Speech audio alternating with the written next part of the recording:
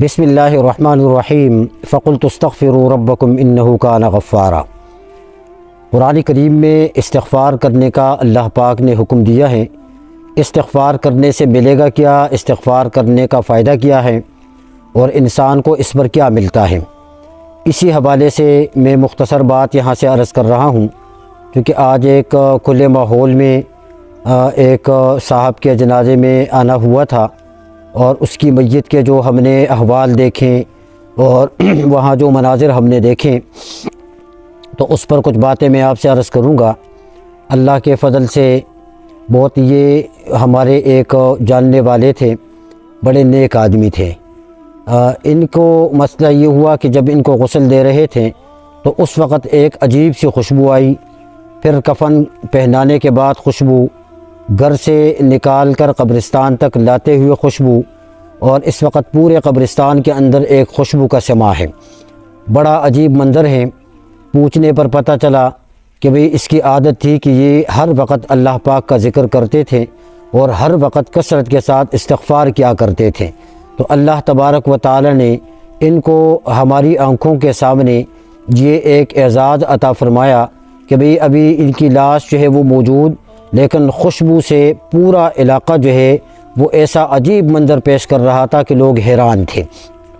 استغفار کی بہت بڑی فضیلتیں ہیں، بہت بڑی برکتیں ہیں۔ پیغمبر پاک صلی اللہ علیہ وسلم نے ایک حدیث پاک میں استغفار کے 3 فائدوں کا اعلان فرمایا ہے کہ جو بندہ استغفار کرتا ہے اللہ پاک 3 فائدے اسے عطا فرما دیتا ہے۔ ان میں سے ابو داؤد شریف کی روایت ہے کہ حضرت عبداللہ ابن عباس رضی اللہ تعالیٰ عنہما اس کے راوی ہیں، وہ ارشاد فرماتے ہیں کہ آپ صلی اللہ علیہ وسلم نے ارشاد فرمایا، من لزم الاستغفار جعل اللہ له من كل ضيق مخرجا ومن كل هم فرجا ورزقه من حيث لا يحتسب، کہ جو آدمی استغفار کو لازم پکڑتا ہے اس کا پہلا فائدہ یہ ہے کہ اللہ رب العزت ہر مشکل میں اس کے لیے راستے بناتا ہے اور ہر مشکل اس کے لیے آسان ہو جاتی ہے۔ دوسرا فائدہ یہ ہے وَمِن كُلِّ هَمٍّ فَرَجًا، اور ہر مشکل میں، ہر تکلیف میں اللہ پاک اسے خوشی عطا فرما دیتا ہے، غم سے نجات ہو جاتی ہے، مشکل ختم ہو جاتی ہے۔ اور تیسرے نمبر پر فرمایا وَرَزَقَهُ مِنْ حَيْثُ لَا يَحْتَسِبُ، کہ ایسی جگہ سے اللہ پاک رزق کا انتظام عطا فرما دیتا ہے کہ اس آدمی کے وہم و گمان میں بھی نہیں ہوتا۔ ایسے راستے اللہ پاک کھول دیتا ہے کہ جہاں پر اس کا گمان نہیں ہوتا، لیکن اللہ رزق کو اس کے دروازے تک پہنچا دیتا ہے، اس کے لیے انتظام کر دیتا ہے۔ یہ استغفار کے فائدے ہیں کہ اگر ہم اور آپ استغفار کو لازم پکڑ لیں اور استغفار کو ہم کرنا شروع کر دیں تو اللہ رب العزت ہمارے ساتھ بھی احسان کا معاملہ فرما دے گا اور اسی طریقے سے ہمارے لیے مشکلات آسان اللہ پاک فرما دے گا۔ کتابوں کے اندر ایک واقعہ آتا ہے کہ بنی اسرائیل کے زمانے میں ایک آدمی تھا اور اس کا نام کفل تھا۔ کفل،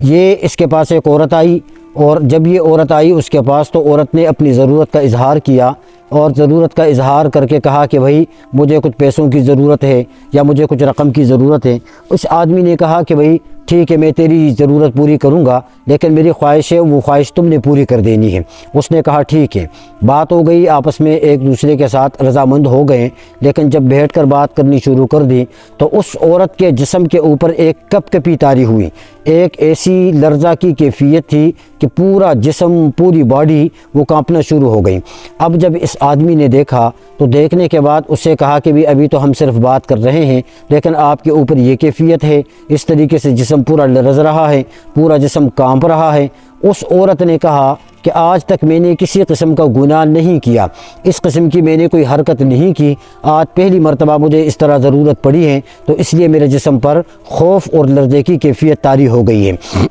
اس آدمی نے وہ پیسے بھی ان کو حوالے کیے اور حوالے کر کے اس عورت کو وہاں سے چلتا کر دیا کہ بھی تم جاؤ۔ وہ عورت چلی گئی۔ اس آدمی نے سوچا کہ میں نے تو آج تک بہت گناہ کیے، میں بہت گناہ کرتا ہوں، لیکن کبھی میرے جسم کے اوپر اس طرح لرزے کی کیفیت طاری نہیں ہوئی، مجھے کبھی اس طرح ندامت نہیں ہوئی، مجھے کبھی اس طرح خوف اور گھبراہٹ کی کیفیت نہیں ہوئی۔ اس نے فوراً اللہ پاک کی طرف متوجہ ہو کر توبہ کی، رجوع کیا اللہ پاک کی طرف، اور مصلی بچھا کر اللہ پاک سے زار و قطار رو کر مانگنا اس نے شروع کر دی۔ لیکن اس کو یہ نہیں پتہ تھا کہ موت سر پر کھڑی اس کا انتظار کر رہی ہے۔ رات آئی، رات کو موت کا فرشتہ آیا اور موت کا فرشتہ آ کر یہ شخص جو ہے یہ مر گیا، اس کی موت کا فیصلہ ہو گیا۔ صبح جب لوگ اٹھ کر جب دیکھا تو دیکھ کر اس کے دروازے پر لکھا ہوا تھا قد غفر اللہ الکفلا، کہ اللہ پاک نے کفل کی مغفرت فرما دی ہے، اللہ پاک نے اسے بخش دیا ہے۔ اب یہ ایک استغفار کی برکت ہے، ایک ندامت کی کیفیت ہے،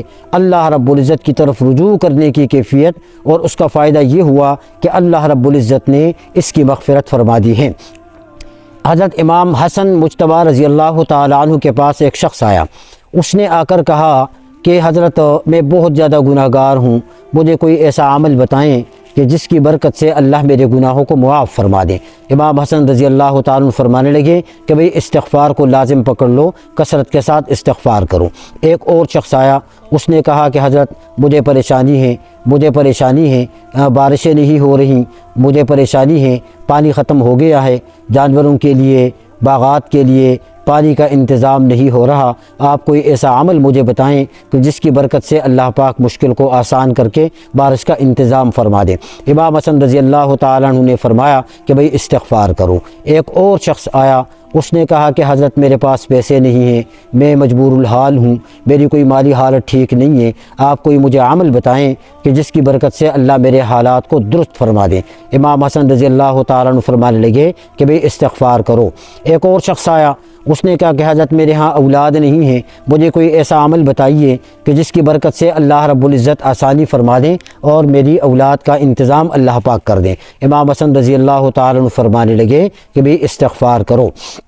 ایک اور شخص آیا، اس نے کہا کہ حضرت میں زمیندار آدمی ہوں، کھیتی باڑی کا کام کرتا ہوں، باغات میں فصل نہیں ہو رہی، باغات میں پھل اور میوہ نہیں ہو رہا، مجھے کوئی عمل بتائیں کہ اللہ رب العزت انتظام کر کے باغات میں برکت ہو جائے، وہاں کی فصل میں برکت ہو جائے، وہاں کے لیے پانی کا انتظام ہو جائے۔ امام حسن رضی اللہ تعالیٰ فرمانے لگے کہ بھئی استغفار کرو۔ لوگوں نے پوچھا کہ حضرت بہت سارے لوگ آپ کے پاس اس طریقے سے آئے اور آ کر ہر ایک نے آپ سے اپنے سوال کا اپنے مطالبہ کیا اور اپنی ضرورت کا آپ سے اظہار کیا، لیکن سب کے جواب میں آپ نے ایک ہی بات ارشاد فرمائی کہ استغفار کرو۔ اس کی وجہ کیا ہے؟ امام حسن رضی اللہ تعالیٰ فرمانے لگے کہ دیکھو اللہ رب العزت نے قرآن کریم میں اس کا جواب دیا ہے۔ اللہ پاک نے فرمایا فَقُلْتُ اسْتَغْفِرُوا رَبَّكُمْ إِنَّهُ كَانَ غَفَّارًا، استغفار کرو، اللہ رب العزت گناہوں کو معاف کرنے والا ہے۔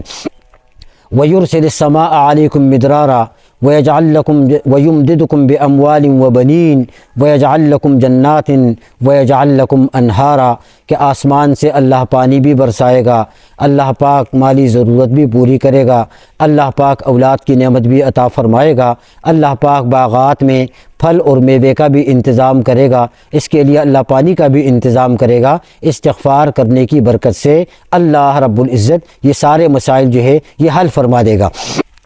حدیث پاک میں آپ صلی اللہ علیہ وسلم نے اس کی بڑی فضیلت ارشاد فرمائی ہیں کہ بھی استغفار کرنے سے انسان کو بہت کچھ مل جاتا ہے اور اللہ رب العزت انسان کی مغفرت فرما کر اس کے لیے آسانی کے راستے اللہ پاک کھول دیتا ہے۔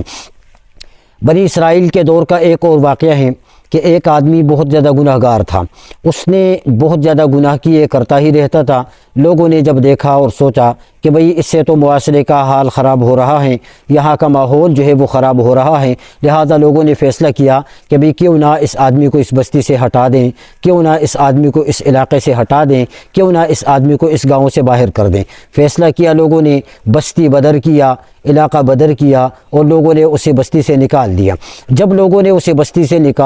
نکالنے کے بعد وہ بیچارہ کمزور، وہ بیچارہ لاغر، وہ بیچارہ پریشان حال، وہ بستی سے نکلتے جنگل کی طرف چلا گیا، جنگلات کی طرف چلا گیا، وہاں پر پڑاؤ ڈالا اور پڑاؤ ڈال کر وہاں پر جب کوئی نہیں تھا، وہ اللہ رب العزت کی طرف متوجہ ہو کر اس نے اپنے ہاتھ اٹھائے اور ہاتھ اٹھا کر اللہ پاک سے ابھی ہم کلام ہو رہا ہے کہ اے اللہ تجھے پتہ ہے، تو دیکھ رہا ہے میں کمزور ہوں، میرے جسم میں طاقت نہیں، میں چل نہیں سکتا، میں کسی سے کوئی بات نہیں کر سکتا، میں کسی سے کچھ منوا نہیں سکتا، کوئی میرا نہیں کہ جو اس وقت مجھے سپورٹ کریں، جو اس وقت میری کمر پہ ہاتھ رکھیں، جو اس وقت میری پشت کو مضبوط کر کے میری حوصلہ افزائی کریں، میرا تو کوئی پوچھنے والا نہیں، میرا تو کوئی ماننے والا نہیں، مجھے تو کوئی تسلیم کرنے والا نہیں، علاقے سے لوگوں نے نکال دیا، گھر سے لوگوں نے نکال دیا، بستی سے لوگوں نے نکال دیا، اللہ میرے پاس اور کچھ نہیں ہے، میں تیرا کمزور بندہ ہوں تو میرا طاقتور خدا ہے، میں تیرا کمزور بندہ ہوں تو میرا بادشاہ اور شہنشاہ ذات ہے، میں تجھی سے مانگوں گا، تیرے علاوہ میری پکار کو کوئی سننے والا نہیں، قبول کرنے والا کوئی نہیں۔ اس نے ہاتھ اٹھا کر زار و قطار وہ رونے لگا، اور پھر اس نے یہ کہا کہ اے اللہ، مجھے یہ بھی علم ہے، مجھے یہ بھی پتہ ہے کہ یہ جو کچھ میں تجھ سے مانگ رہا ہوں، تیری بادشاہت میں، تیری سلطنت میں، تیرے خزانوں میں، اس سے کسی قسم کی کوئی کمی نہیں آئے گی۔ اگر کوئی کمی آپ کے خزانوں میں، آپ کی سلطنت میں، آپ کی بادشاہت میں میرے مانگنے سے آ جاتی تو میں کبھی تجھ سے یہ سوال نہیں کرتا، لیکن مجھے یقین ہے کہ میرے مانگنے سے تیرے اوپر کوئی فرق نہیں پڑے گا۔ اے اللہ مجھے معاف کر دے، اے اللہ میرے گناہوں کو معاف کر دے، اے اللہ مجھے بخش دے، اے اللہ میرا بیڑا پار کر دے۔ یہ ساری دعائیں زار و قطار کر کے وہ رونے لگا، لیکن اسے بھی نہیں پتہ تھا کہ موت اس کے انتظار میں کھڑی ہے، اس نے ابھی رب کی طرف جانا ہے۔ رات کو اس کی موت واقع ہوئی۔ اس وقت کا جو نبی تھا، اللہ تبارک و تعالی نے اپنے نبی کی طرف وحی کی، اور وحی کر کے فرمایا فَأَوْحَى اللَّهُ إِلَىٰ عَبْدِهِ، اللہ نے اپنے رسول اور بندے کی طرف وحی کی، اور یہ اللہ پاک نے حکم دیا کہ تم جاؤ اور جا کر فلاں جنگل کے اندر، فلاں بیابان کے اندر، فلاں علاقے کے اندر میرا ایک ولی پڑا ہوا ہے، اس ولی کے کفن اور دفن کا انتظام کرو۔ جب وقت کا نبی اللہ کے حکم کے مطابق اس علاقے تک پہنچ گیا، اس جگہ تک پہنچ گیا، وہاں پر جب اس کی لاش کو دیکھا، پہچان لیا، اور اللہ سے کہا کہ اللہ یہ تو وہی ہے کہ جسے لوگوں نے بستی سے نکالا تھا، جسے لوگوں نے گاؤں سے نکالا تھا، جسے لوگوں نے آبادی سے نکالا تھا، ان کے گناہوں کی وجہ سے، ان کی حرکتوں کی وجہ سے یہ تو بہت بڑا گنہگار ہے۔ اللہ نے کہا یہ میرا ولی ہے، یہ میرا ولی ہے، یہ میرا ولی ہے۔ یہ دیکھیں،